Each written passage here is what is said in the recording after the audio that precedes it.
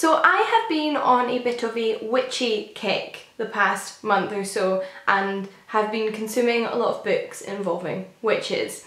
So I thought it was the perfect time to do another 3-book recommendation video. If you haven't seen one of these before, it is a video in which I take 3 books with similar stories or themes that I think will appeal to a similar person. So if you like one, you might like the others, or if you like the overall sound of witchy type books, then these recommendations are for you.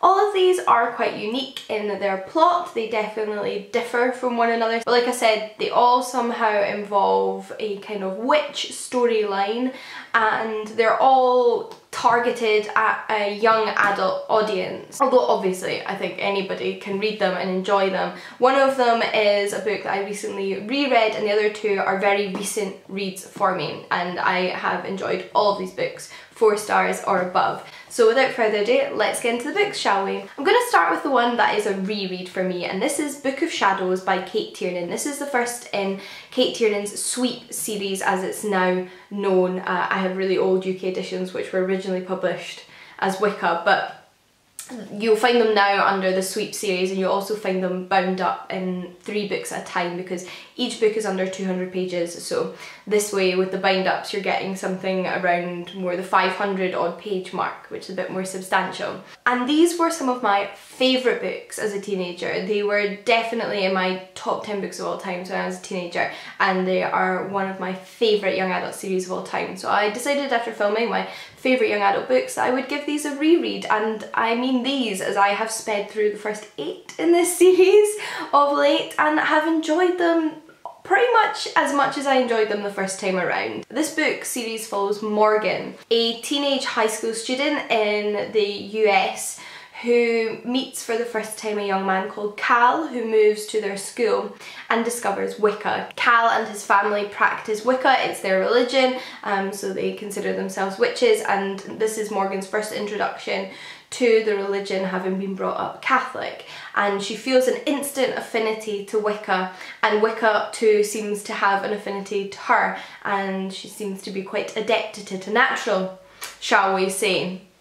And it's all about her discovering Wicca, but also discovering herself and who she can trust around her, and relationships falling apart and coming back together, and new relationships, and I mean friendships, and romantic interests, and all the stuff you pretty much experience as a teenager anyway, but with this added bonus of magic.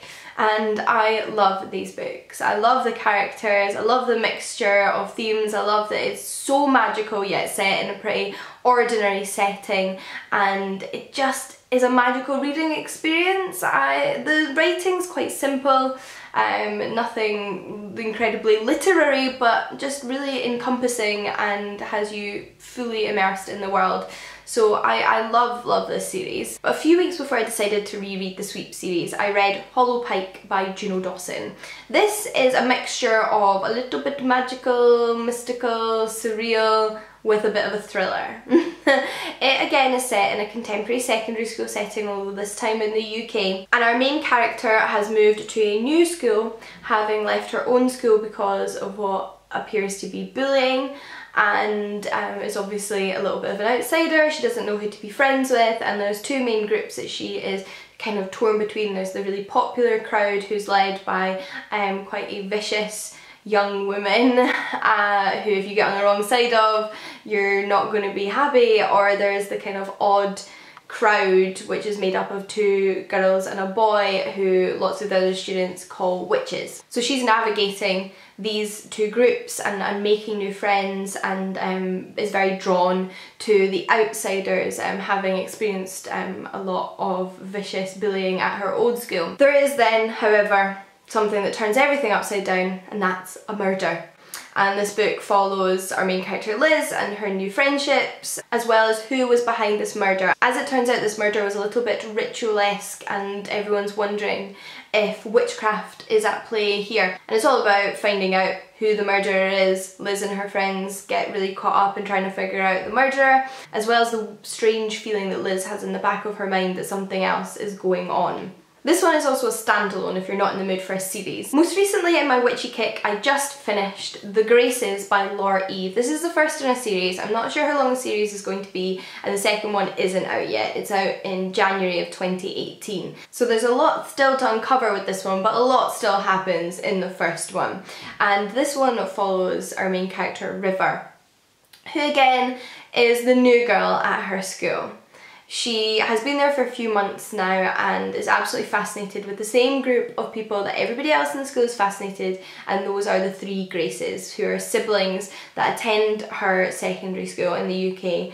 And there's two twins, a brother and a sister, who are a little bit older, and a younger sibling who is in the same year as River. And like everybody, she's absolutely fascinated and slightly obsessed with these people. Their two are whispers that they are witches, although they're certainly not seen as the oddballs. Everybody wants to be their friend, and River has an opportunity to get in with Summer. So she then develops a relationship with these siblings and is obsessed with the idea that they're witches and trying to be a part of that magical world that they're a part of, and wants to really immerse herself in that and I guess take away her loneliness and find friends. There's a real dark, sinister undertone throughout this story, and there's lots of twists and turns and shocking moments that you're not expecting. A bit like Hollow Pike, you're never sure what's real and what isn't real and what's really going on in this one. And it definitely gets under your skin. I thought this one was really interesting read, and I'm looking forward to getting to the sequel. But those are my 3 witchy books for those of you that are interested in a bit of a witchy YA read. I really enjoyed all of them. I'd love to hear if you have any more witch-esque book recommendations for me, and if you'd like to chat about any of the books I've mentioned in this video, I'd love to hear from you. Until next time though, happy reading, and I'll see you again soon. Bye guys!